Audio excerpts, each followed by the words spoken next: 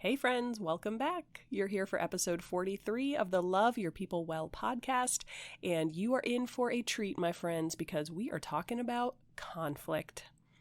Just kidding. That is not a treat. No one enjoys conflict.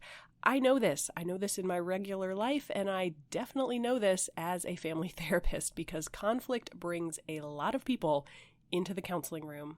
But the thing is, it's quite different to handle conflict with a stranger on social media or in the grocery store than it is to sit on the couch and look one of your very favorite people in the eye and be arguing about something, have a disagreement, have a fight, have conflict. That is not fun. And that's why today we're talking about conflict resolution.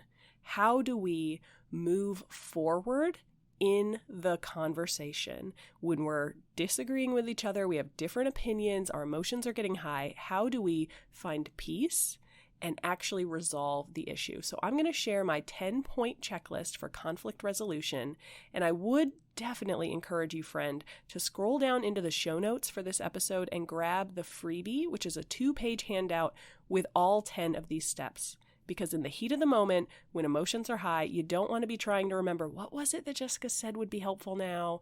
It's going to be way more helpful to have a tool that's you've stuck it on the fridge, or you can pull it up in your phone and just walk through the steps. So I hope you will grab that freebie and stick around for all 10 steps, because we don't just want to move past the conflict, we want to resolve it. And let me share one other exciting thing, totally separate from the conflict, but you guys, this is episode 43. It's October 1st, 2021. By the end of this month, we will have 50 episodes of the podcast, and I am super excited about that. And so I just want you to stay tuned. We are going to have a really fun giveaway in the week leading up to episode 50, and the day after episode 50, which that's going to air on the 26th of October. So mark your calendar right now for the 27th, which is a Wednesday, because we are going to have our first totally free workshop in our private Facebook group. So the link for that is also in the show notes. You can sign up today. We would love to have you in the group. I'm going to share a lot more about the giveaway and the workshop coming up, but I want you to know that's coming. I am super excited, and it really seems like a lot to process with the Lord, like 50 episodes. What are you doing in this ministry? I'm having a lot of fun. I'm hearing great feedback from you and the ladies who are already in the Facebook group and who've already left reviews for the podcast and who reach out to me on Instagram, all the things. I am loving it. I am encouraged by it. I hope that you are as well. And I'm really excited to do this giveaway, to do this workshop, and to keep moving forward in loving our people well. So with all that in mind, we're excited, but y'all, let's rein it in because we're going to talk about conflict resolution, and that's not quite as fun of a topic, but it is a really important piece of loving our people well. So we don't want to wait any longer. No. All right, friend, are you ready? You got those steel-toed boots on? Conflict is hard, but we are going to resolve it today. Let's dive in. Welcome to the Love Your People Well podcast, where we help women grow godly relationships, grateful hearts, and grace-filled lives. I'm Jess, and I'm a marriage and family therapist, a Christian, a wife, a mom, and I believe that God creates us for relationships. Relationship with Him and with each other. So if you're looking to love God well, to love yourself, your family, and those around you well, you're in the right place. Stick around, friend, and let's get started. All right, friends, I'd already told you the topic for today. We are going to walk through my 10-step conflict resolution checklist. And if you didn't grab the freebie yet in the show notes, it is right there waiting for you. It is a really helpful resource, and I hope that you will check that out. But before we actually jump into the conversation about conflict resolution, I want to set the stage for what type of conflict we are talking about today, because we can have conflict in any and every conversation. We actually hear a lot of grumbling and complaining these days about how our culture is just more disrespectful and not as willing to engage in disagreement, and conflict just kind of pops up in places where we don't want it to, we don't expect it to. But I'm particularly today wanting us to zero in on our closest relationships, because in my experience, Personally, definitely in my personal life, but also as a marriage and family therapist, the hardest conflict to resolve is with people who we care about. And I say that because we often can't just set it aside and agree to disagree and we're going to move on with our life. There are certain topics where we can do that with our kids or with our husband. But it's harder when it's someone who we have very strong emotions for. We love them, we care for them, we respect them, we have a high investment in the relationship. So we want to be in agreement. We want to understand each other and feel understood by that other person. And in just a practical way, we have to continue interacting for the rest of the evening. The silent treatment is no fun and not really the healthiest way to try to resolve conflict. And so as we walk through these 10 steps today, I hope that you will be thinking about your closest people. And for the sake of just clarity and not in every example giving 12 different, your friend, your kid, your toddler, your teenager, I'm going to actually zero in with the example today of your marriage, how these steps can be helpful if you're having conflict in your marriage. But feel free, of course, to apply them to whatever relationship you might be struggling in or experiencing conflict in. But when we think about marriage, there are 4 areas of really frequent conflict, frequent areas of disagreement, and it's really difficult to get on the same page, stay on the same page, understand each other. Those 4 areas in kind of the average marriage, and this definitely includes Christian marriages, those 4 common areas of conflict include sex, finances, parenting, and managing relationships with the extended family, right? Like the in-laws and holidays and all that stuff. I talked a little bit more about those particular issues back in episode 19 with how to structure and prepare for difficult conversations. And again, in that one, I used marriage as the example. And so you might want to go back and listen to episode 19. And before we dive into these 10 steps for conflict resolution, I wanted to highlight a few resources for these 4 common areas of conflict. Now, for 2 of them, parenting and extended family, of course, there's 1,000 good resources out there, certainly. But this podcast, the Love Your People Well podcast, has a lot of content around parenting and family life in general. So I do hope that this will be a good resource for you, as well as our free Facebook group. And again, the link for that is in the show notes. We have trainings. We actually have a training coming up at the end of this month that's going to dig into some kind of real life situations and tools and equipping. But we also have a lot of encouragement, questions, prayers, building each other up in our parenting, in our marriage, in our family life. For finances, Dave Ramsey is a great resource, and I'm going to have a link to one of his most popular books will be in the show notes. You can get a lot more resources. I'll have links to several of his things and some other helpful resources on the website. It's loveyourpeoplewell.com/043, because this is episode 43. And I always have those sites up for each episode with other links, other resources, things that might be helpful for you. And for sex, if that's a conflict within your marriage, yes, the 10 steps we're going to walk through today will be helpful, but I would also point you toward Sheila Gregoire, who offers a great book as well as some digital courses that are specifically about improving the sex part of the relationship in your marriage. And she is a Christian and has a ton of experience in this area. She's very funny, very, very vulnerable, very real, and she would be a great resource for you. So since I'm using marriage as an example today for our conflict resolution checklist, I did want to also highlight those resources for those really common areas, because when I talk about conflict with marriage, I don't know if I've met a couple yet who has not had at least some level of conflict around one of these 4 areas. So my friend, if that is you, if you're like, oh my gosh, I am so tired of arguing about discipline for our kids, it's just such a hassle. My friend, you are not alone, and we are digging into all of these topics. So with all of that in mind, please remember my usual disclaimer. I am a marriage and family therapist, but this podcast is not therapy. And I do find that the conflict resolution process, that's a big part of counseling, but it's also just a big part of everyday real life. And so I do hope that these steps are helpful for you and that you'll download the free resource so that you have them like in your back pocket so that when conflict starts, you can just pull it out. You don't have to deal with the emotion. You can just walk through the steps. But I also know that if conflict is like a big issue in your marriage or in any other relationship, there is probably a lot of baggage coming with that, a lot of negative interactions that may have built up over time. And so that is one of the common things that brings people to counseling. There's a link in the show notes, loveyourpeoplewell.com/counseling. We'll link you back to some of my resources, my episodes around how to think about should we pursue counseling at this time.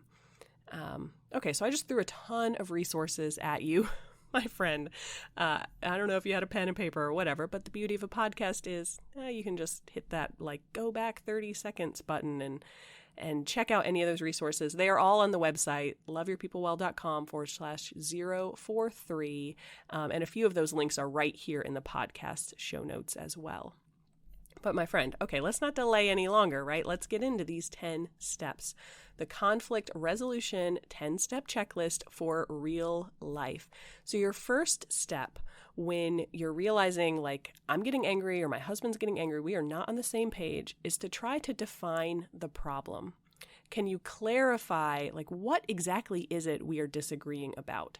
Because sometimes you're secretly upset that like he threw his socks next to the hamper and he never helps with the chores and all these nevers and shoulds and always are popping in your head, and you wind up in this big argument and he has no idea that that's there. So trying to define the problem and clarify together out loud in words, what exactly are we disagreeing about? That is a really helpful first step. And then step 2 kind of builds from that. Try to label that problem in one sentence. So in that example, in your marriage, if you find yourself like really frustrated, you don't feel like he's helping with the chores, he's just making a mess, it's so easy to put your socks in the actual hamper, not next to the hamper, you would want to try to label that in a very clear and succinct way. So you might say something like, honey, I'm getting really frustrated with the chores that need to be done, and when I see your socks next to the hamper, I just, I get upset. So can you summarize that in a clear definition of what the problem is? Your step number 3, and this is probably more as the conversation progresses, you're going to try to look for a place of agreement. And this is often a really key piece in stopping conflict in its tracks or kind of turning the conversation around. Because when you can both agree on what your common ground is, what your shared goal is, it often helps us to kind of reframe the conversation. Instead of going at each other, we can now work together against whatever the problem is. I'm mad about the socks next to the hamper, and that we might have a place of agreement there that we both want to live in a clean house. We both want the socks to successfully get washed when it's laundry day. So you might disagree about how that happens, but you would both have that common ground. And if you do download the free resource for the 10-step conflict resolution checklist, there are other examples on the resource. But hey, socks next to the hamper, I think we've all been there, ladies, so I'm going to go with it. All right, so that was step number 4. Let me recap. Define the problem, label it in one sentence, look for a place of agreement. Sorry, that was number 3. Number 4, as the conversation continues, try to summarize the other person's point of view. I am confident you can clarify your point of view all day long till you're blue in the face. But if you cannot summarize back what your husband's perspective is, why he struggles to put his socks in the hamper, why he is busy in the evenings and has not touched the vacuum in 4 months, why it is, what's his perspective, what's going on for him, if you can't verbalize that and put it into your own words, that probably means that you don't really understand what his perspective is. And it's okay if you disagree with it. This is not a step about saying, oh, never mind, I give up, or I agree with you. All you're doing is saying, okay, what I hear you saying is that you think as long as the dirty clothes are in the same general area, it's all fine. That might be his perspective. You might totally disagree with that and have a lot of reasons why. But can you understand what he's saying well enough, clearly enough? Are you listening well enough that you can summarize it back to him? Because that also gives him a chance to then say, well, that's not actually what I meant. And often we find ourselves clarifying our own perspective, our own opinion, when we hear someone saying it back to us. Because, it makes so much sense in our head, and then we say it out loud. Maybe sometimes, but not always. So that would be your next step. And then step number 5 is to try to understand the other person's emotions or values in the situation. And this is kind of a higher level step here. And this is where we really start thinking about resolution of the conflict. Because yes, you can have a whole conversation about the socks, the hamper, the chores. But if there are emotions or values that are being placed around this situation, then it's very likely that it's going to come up again. And it's very likely that someone is getting upset in the course of the conversation. And let's face it, that's really why we dislike conflict and we struggle with it, is because people get upset, people get hurt, people get angry, and we don't always handle those emotions very well. And so this might be something like, can you say to your husband, it sounds like you feel really exhausted at the end of the day, and you're just not noticing some of these chores that need to be done, and so that's why you're not helping as much as maybe I would like you to be helping. Right? You're not only paraphrasing, summarizing it back to him, but trying to label those emotions. You're feeling exhausted about this. You're not noticing. It's not that you're saying he doesn't care about it. It's trying to understand his value, his emotion in this topic. Then you're going to move to trying, now we're getting back to yourself, okay? So we're trying to understand him, his perspective. We also want to then be able to state our own views calmly and clearly. And this is one of those places where I specifically would emphasize, my friends, staying calm and staying clear. Because when we are passionate about something or we're upset about something, our emotions are starting to spike.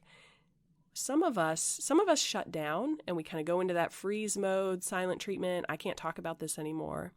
And so we're not stating our views calmly and clearly because we're trying to end the conversation prematurely. And others go into kind of talk overload. Like, I just need to give you my whole lecture about the laundry and my whole system and why this matters, and that will help you understand. And really all that does usually is overwhelm the other person, and it's kind of in one ear and out the other.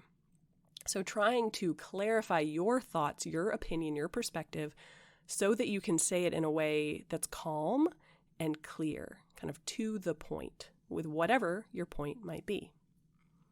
So now the process, so hopefully at this point you've been able to have a conversation where you're both able to state your opinion, you're doing it calmly, you're doing it clearly, you are able to define the problem, you're able to kind of reflect to the other person that what I hear you saying is this, I understand your perspective, even if I disagree with it. Sometimes that solves the problem, right? It's like, oh, I didn't know that's what you were thinking. I didn't know that's what you were feeling. Problem solved. We're not in conflict anymore.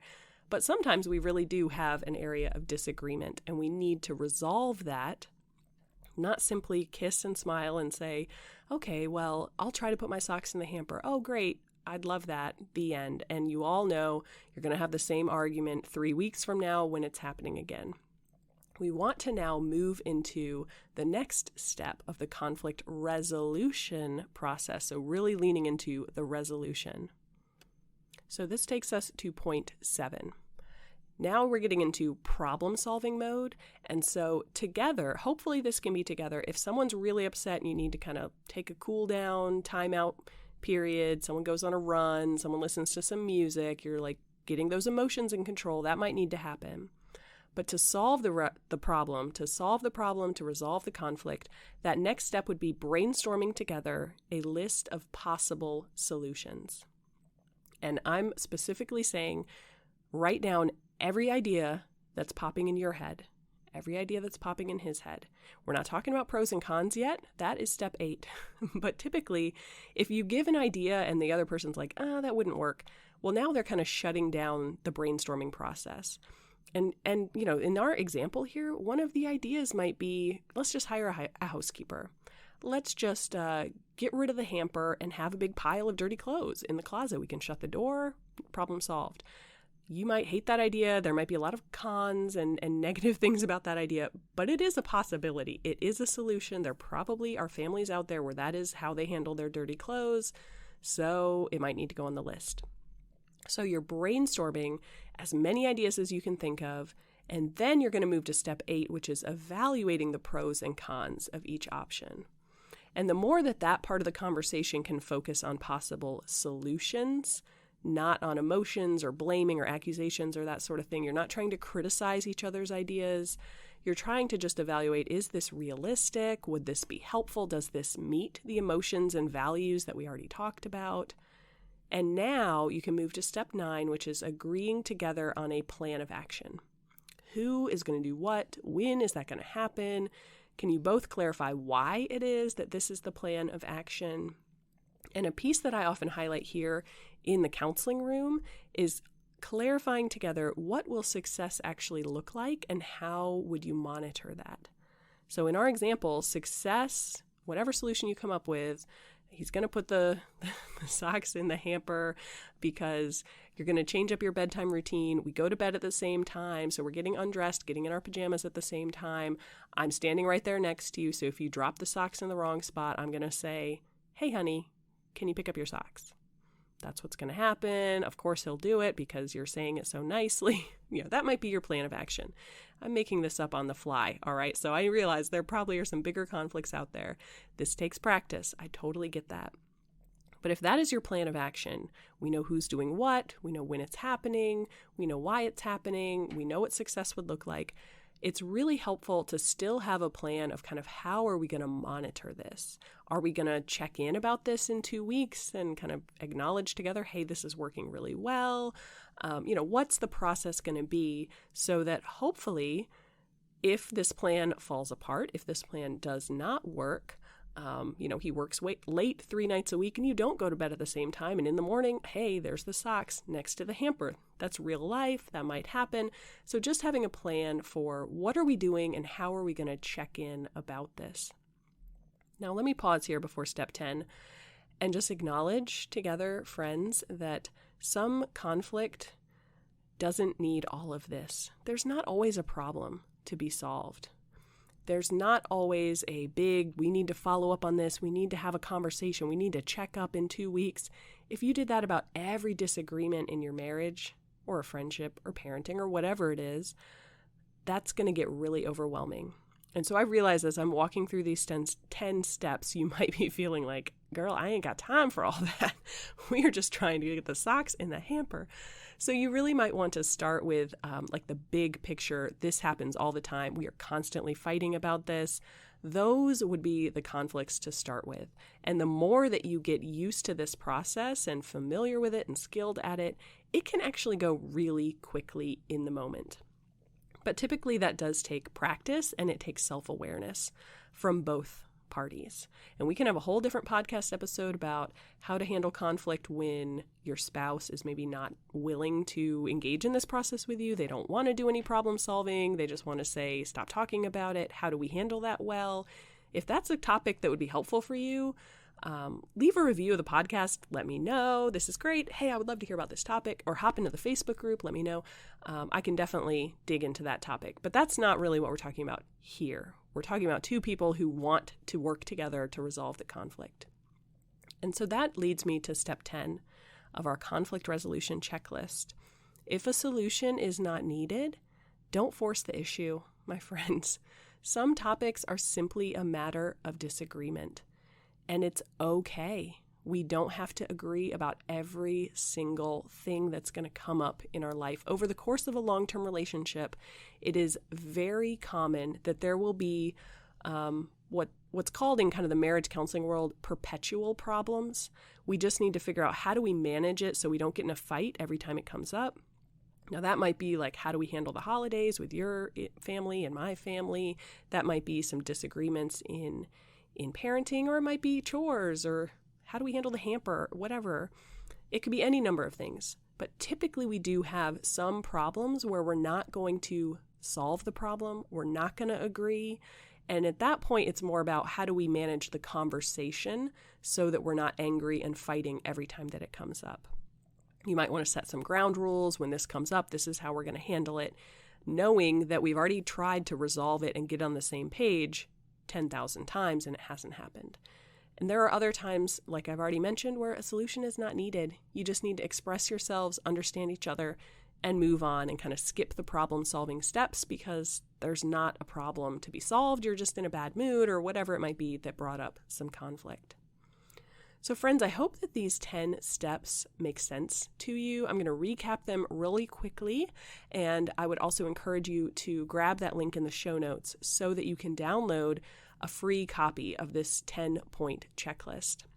Because like I've already mentioned, often the problem is not what do we do, it's how do we get calm enough and focused enough that we can do the things that we know would help us resolve the conflict. And having it written out, it's digital. You can pull it up on your phone, on your computer. You can print it out, hang it on the fridge, whatever you need to do.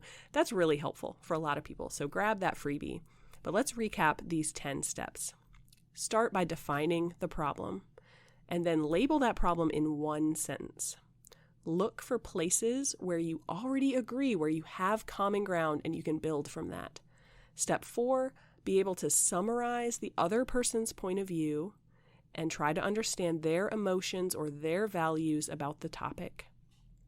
Then you want to be able to state your own views clearly and calmly. If you need to problem solve, brainstorm that list of possible solutions. Then, and only then, once you have 10 or more ideas, once that list is long, then evaluate the pros and cons of each option. Agree together on a specific plan of action. Who's going to do what? When's it going to happen?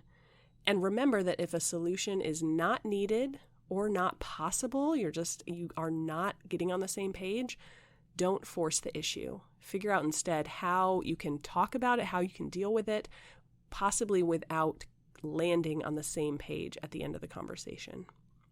All right, friends, that is all I have for you today.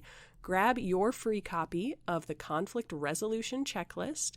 There's a link in the show notes.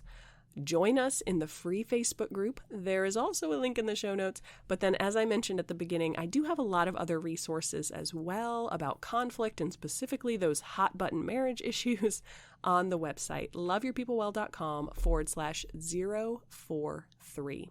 All right, friends, hugs and blessings to you. I'll talk to you soon. Hey, friend, before you go, if this episode was helpful or encouraging for you, head on over to Apple Podcasts and leave a written review. It not only encourages me, it helps other women connect with this community. And you know what else? You have a chance right now to love your friends well. Copy the link to this episode and send it in a text to someone who you know needs to hear today's conversation. Or just take a screenshot, post it in your Instagram stories, and tag me at loveyourpeoplewell.